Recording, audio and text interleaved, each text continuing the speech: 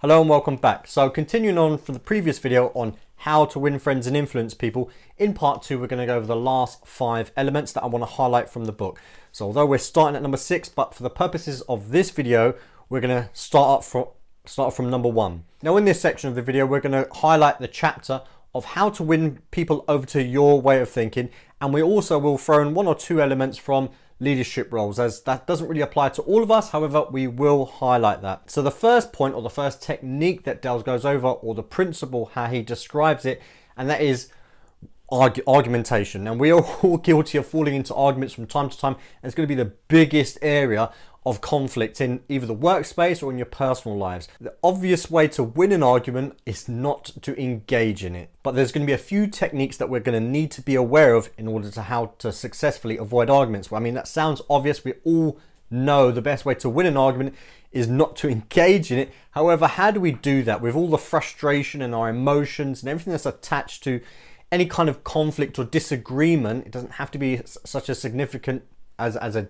conflict, but even in a disagreement, how do we come across to avoid an argument? And the first technique that I've highlighted in order to avoid an argument, because it sounds obvious to all of us, for the most part, none of us really enjoy the process of arguing.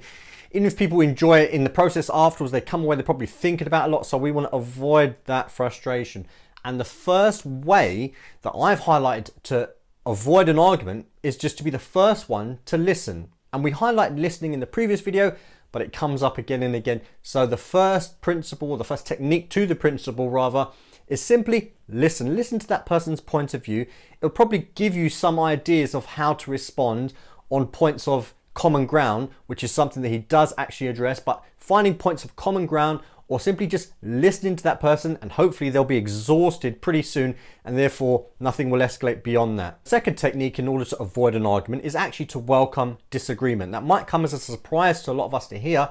It's like we want to avoid any disagreements, but no, what you want to do is welcome disagreement. Actually, again, you find some common ground with the person that you're engaging in, and it demonstrates that you're not looking for a conflict. So no matter how hard they're going to try, they're not going to find it here with you. So the second technique is to actually embrace disagreement. And the third one might come again as an obvious thing to say, but that is to control your temper, or I'm going to say your frustration, because it doesn't have to escalate to the point where you're sort of getting quite wound up. You really want to nip it in the bud way before that happens. So your frustration, you want to simply control your frustration, and by deploying those previous techniques, hopefully that will do that. But however, you want to be reminded that I'm just going to control my frustration here because I'm getting quite frustrated.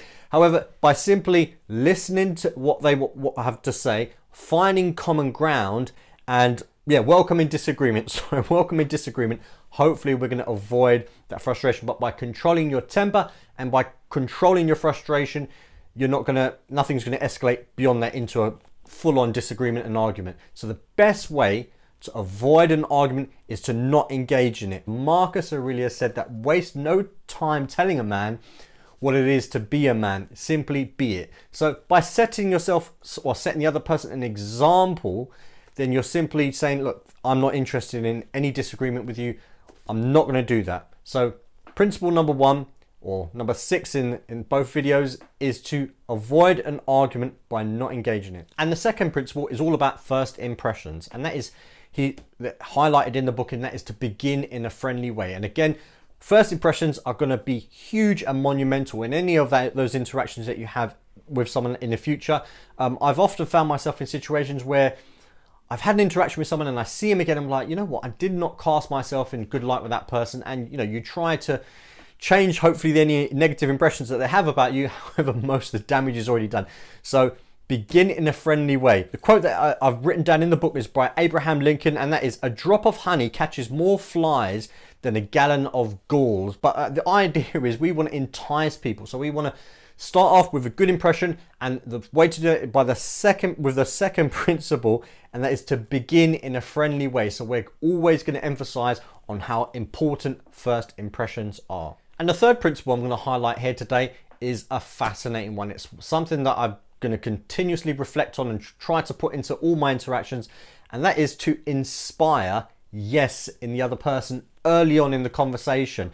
Socrates, it's known as the Socrates method that he mentions in the book, and that is whenever Socrates was in a debate with someone, he would often try to find, again, what we mentioned earlier about common ground, areas that you know the other person is going to agree with you and inspire yes. So they're not on the back foot. If you ask them a question where you kind of think this could go yes or no, you don't want to do that, because then you risk inspiring no. And then obviously further on in the conversation, they're more likely to say no again. So inspire yes by using the Socrates method. And that is by finding areas that you know they can only say yes to and start off early in that process there. So the principle number 3 is to inspire yes. And the fourth principle we're going to speak about now is multi-layered actually, because what I've found about this principle, and that is never to tell someone that they're wrong. So let's just get that out, what the principle is. But it does two things. One, we don't want to be using negative language that makes the other person go on the back foot and become quite defensive and quite closed off. We mentioned earlier why it's important to get them to say yes earlier. Well, this is the reverse of that, in terms of we don't want to be using language that's going to make them become a lot more shut down. And the other thing it does is it makes you appear to be quite arrogant, and we want to avoid that here. We don't want to come across as being big-headed or arrogant. So not using the term "you're wrong" in any language or any sentences shows a greater sense of humility. I think it was Socrates. Yeah, Socrates is the reference that I've written down here.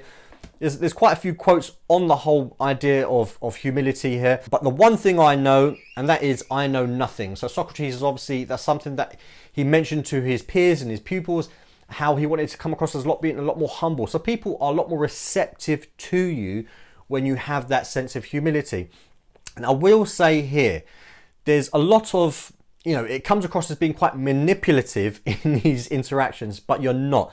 This is about strategies and not putting your foot in it, and about choosing where to, choosing your battles and how to interact to be, in a more of an effective way. So we're going to avoid negative language on this principle, and we're going to try to come across, or certainly sincerely come across, because we mentioned sincerity in the previous video, sincerely come across as being more humble. So the fourth principle is not to use the term "you are wrong." Now the fifth principle I mentioned at the beginning of the video, there are there's quite a few principles and techniques on leadership roles, but because it doesn't apply to all of us, I only wanted to mention the one, and that is let others feel that the idea is theirs. Now the reason why I'm mentioning this one, although it's sort of related to leadership roles, it's actually, he mentions that it does actually apply in your personal life as well. So any interaction, you want to inspire an idea in someone and make them feel that it is theirs and they can take the credit for it, so long as you get to where you're going. We mentioned in the previous video,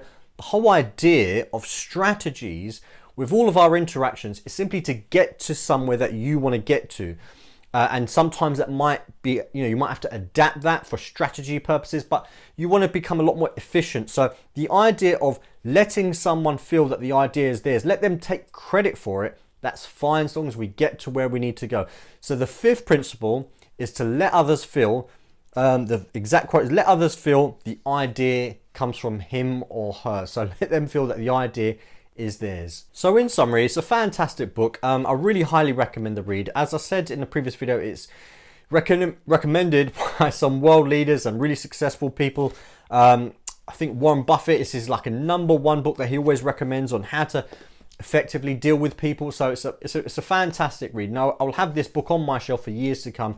I've actually purchased it for sort of birthday gifts for people, whether they've bothered reading it, I don't know, but it's a great book that I think inspires the best out of us. But if you did make it this far, it really would motivate me if you would consider giving a like and subscribing. But until the next video, take care.